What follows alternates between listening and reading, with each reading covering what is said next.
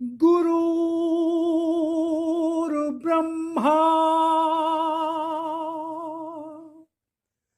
गुरुर्विष्णु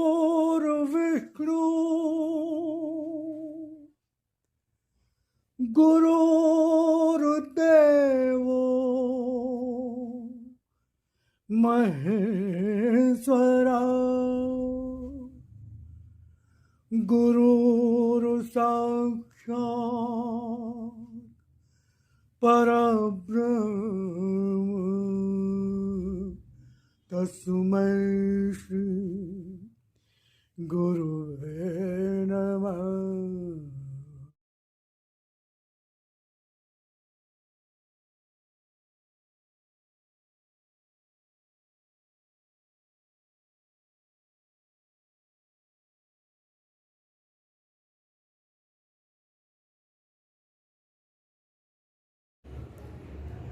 विश्वास जितना गहरा होगा उतना ही गहरा होगा उसका समर्पण, और इतना ही नहीं उतना ही गहरा उसका स्वीकार भी होगा, क्योंकि समर्पण तो इंसान कर भी सकता है, स्वीकार ही अत्यंत कठिन होता है। स्वीकार के रूप में मनुष्य को जीवन में कुछ ऐसा भी स्वीकार करना होता है जो अत्यंत ही कटु होता है। संसार में जन्म लेने के पश्चात सांसारिक संघर्षों का सामना करना ही पड़ता है, किंतु जो मन में गहरा विश्वास लिए बैठा होता है वह जानता है कि मैं उन रूपों में भी उसके लिए अपने कल्याणमय रूप में ही प्रत्यक्ष रहता हूँ। सारी साधना, योग और तपस्या व्यर्थ है अगर जीवन में सत्य इस तरह न बंधा हो कि जीवन का हर पल ही सत्य बन जाए। कितना बड़ा सत्य है तुम्हारे जीवन की उन विषमताओं में जो कभी कष्ट, कभी रोग, कभी पीड़ा, कभी आर्थिक कमी, कभी जीविका की कमी जीवन में संघर्ष बनकर आती रहीं, फिर भी तुम मेरे कितने निकट थे और संघर्षों में तुम्हारा मेरे निकट आना ही जीवन का आधार बनकर संभाले रहा। फिर भी जब भाग्य विपरीत होता है, बुद्धि साथ छोड़ देती है और तुम्हारी बुद्धि पर भी जब अधिकार तुम्हारे भाग्य का हो गया, तुमने उन्हें पहचाना जो तुम्हारे अपने दिखते भी तुम्हारे अपने नहीं थे। वे तुम्हारे अपने तभी तक होते हैं जब तक उन्हें तुम्हारी आवश्यकता होती है। तुम्हारी पीड़ा के क्षण केवल तुम्हारे होते हैं, उनके नहीं, इसीलिए वे उन्हें बांटने नहीं आते।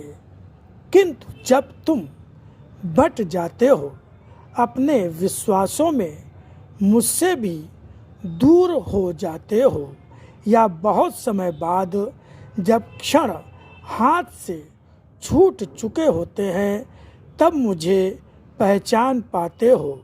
किंतु उन क्षणों तक मुझसे तुम्हारे विश्वास की डोरी टूट चुकी होती है, और यह टूटी डोरी जुड़ना बहुत मुश्किल हो जाता है, क्योंकि मैं समय भी हूँ, वायु भी, अग्नि भी, शक्ति भी, जल भी, जिसकी गति और गहराई की कोई ऐसी सीमा नहीं जहाँ उन्हें पकड़ा, थामा या बांधा जा सके। फिर एक बार छूट जाने के बाद समय, वायु, गहराई, जल, अग्नि या शक्ति को पकड़ा जा सकता है क्या? यह तो उसी में मिलकर उसी का एक भाग बनकर ही उससे जुड़ा जा सकता है।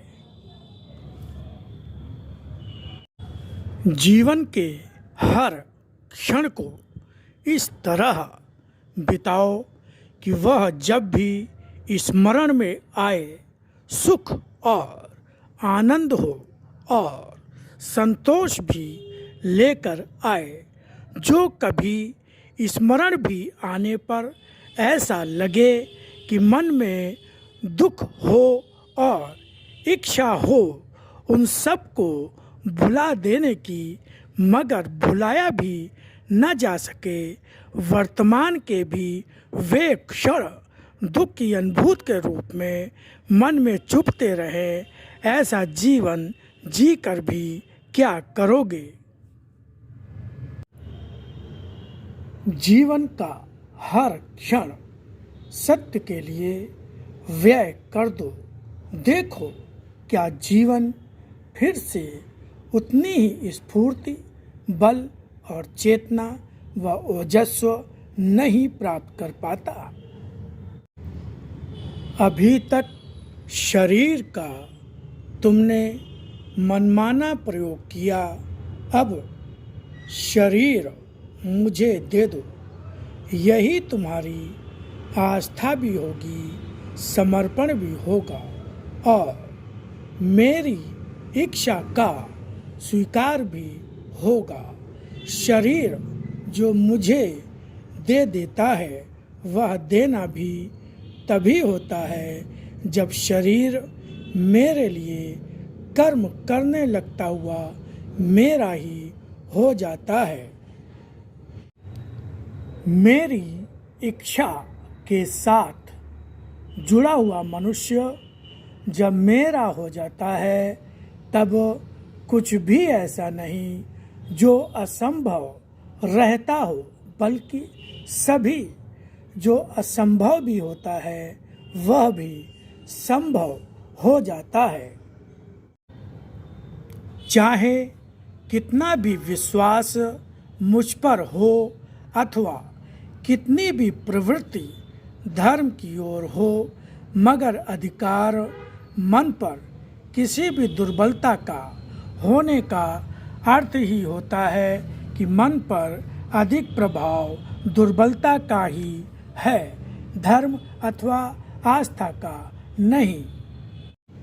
शरीर को निरोग बनाने के पहले आवश्यक ही होगा मन को निरोग बनाने का प्रयत्न करना। विश्वास रखो, सत्य कभी पराजित नहीं होता। जब भी कहीं किसी भावना, किसी विश्वास, किसी अभाव अथवा किसी भी रोग के कारण जब मन प्रभावित हो रहा होगा, शरीर को कष्ट और क्षीणता के आभास के साथ ही अस्वस्थ, तनावग्रस्त बना ही रहा होगा और मन दुर्बलताग्रस्त हो ही रहा होगा, तब वहाँ इन रूपों में सत्य का कोई स्थान कहाँ बचता है। मैंने हर उस मनुष्य से जो भी आज मुझ पर विश्वास रख रहा हो, मेरी वाणी का पाठ भी कर रहा हो, चेष्टाओं में वह मेरी ओर बढ़ते हुए मेरे ही लिए कर्म भी कर रहा हो, फिर भी स्थितियों का प्रभाव पड़ने से स्वयं को न बचा पा रहा हो, तो जीवन से असत्य का दूर होना नहीं कहा जाएगा।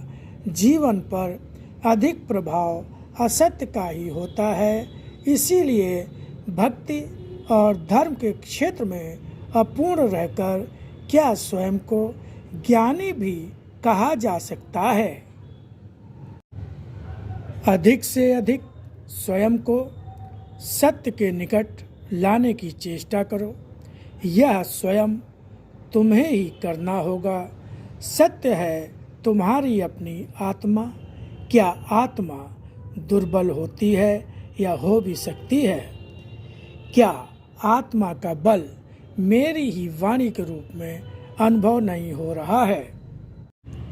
सत्य को कभी भी जीवन के किसी भी क्षण से दूर न होने देना। शीघ्र ही सत्य का अधिक से अधिक प्रभाव जीवन पर दिखाई देगा। असत्य को जीवन से एक घृणास्पद वस्तु की तरह दूर ही रखना। संबंध सत्य का सत्य से ही होता है। समय अब मेरी न्याय शक्ति के दर्शन का है।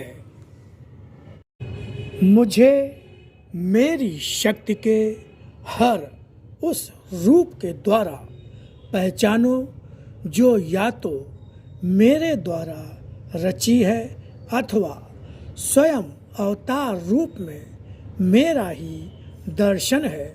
यह सभी कुछ जानने के लिए साधारण स्तर का मन, बुद्धि और भावनाओं की आवश्यकता नहीं होती। अत्यंत ही साफ सुथरे मन की आवश्यकता होती है। सभी के साथ मिलकर चलने लगोगे तो साथ साथ ही आसुरी शक्तियों का साथ भी तुम्हारे जीवन को प्रभावित करता जाएगा और असुरों से लड़ने का बल भी नहीं देगा। सभी के बीच सभी पर विजय प्राप्त करते हुए रहना सीखो। चेष्टा करो। एक निष्ठ विश्वास स्वयं ही लक्ष्य बन जाएगा। एक निष्ठ विश्वास मात्र मुझ पर ही रखो। मेरी वाणी को जीवन का आधार, जीने का आधार, कर्म का आधार बनाओगे। जीवन में कुछ ऐसा ही पाओगे जो स्वयं ही किसी योगी की उपलब्धि होता है। भक्ति में निष्कामता जब होती है तब कामना यह भी नहीं होती कि तुम्हारे पास ऐश्वर्य और धन धान्य से भरा जीवन हो। जो भी होता है उसे जीवन में भोगते हुए भी मन में निष्कामता रहती है। यहाँ पर निष्कामता उस अर्थ में कह रहा हूँ कि वह सभी कुछ के होते हुए भी उसमें डूब नहीं जाता। मनुष्य का डूब जाना ही मृत्यु को उसके प्राप्त होने का रूप होता है। जब संसार में डूबे रहते हो तब तुम्हारी आध्यात्मिक मृत्यु होती है। आत्मा कभी पराजित नहीं होती। आत्मा का आधार असत्य नहीं होता। आत्मा का धर्म भी असत्य नहीं होता।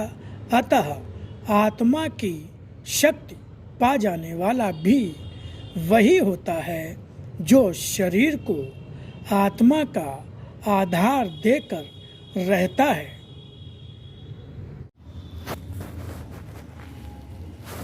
कभी तुम्हें मैं कष्ट का रूप लेकर मिलता हूँ, कभी संघर्ष के रूप में, कभी रोग का रूप लेकर, कभी असफलता का रूप लेकर। इन सभी रूपों में मेरा हर रूप अत्यंत ही भयंकर है। सृष्टि का हर रूप वह भयंकर से भयंकर हो अथवा सुंदर से सुंदर निर्माण हो या विध्वंस, जीवन हो अथवा मृत्यु, सब मेरे रूप हैं। तुम मेरे सुंदरतम कल्याणकारी रूप को पाना चाहते हो, किंतु मुझको पूरा पूरा क्यों नहीं स्वीकार कर पाते हो? जब मुझे पूरा नहीं स्वीकार कर पाते हो, तब तुम्हारी साधना कहाँ पूरी हुई? मेरे भयंकर रूप को देखते ही आंखें बंद हो जाती हैं और मनुष्य घबराकर वापस लौट जाता है, क्योंकि मनुष्य संसार में हर कुछ सुंदर ही पाना चाहता है, असुंदर नहीं सह पाता, क्योंकि उसके मन की अनास्था हर क्षण असत्य की ओर घसीटा करती है। लेकिन जो अपनी आत्मा की आंखें खोल कर रखता है, वह मुझे हर रूप में पहचान लेता है। उसका दैवी अंश जो मुझसे संबद्ध है, मुझे पहचानने में कभी धोखा नहीं खाता। जिसका दैवी अंश सुला चुके हो, आत्मा की आवाज़ को सुला चुके हो, तो कभी नहीं पहचानोगे। मन की आस्था और विश्वास आत्मा को मेरे हर रूप में समा जाने को प्रेरित करता है।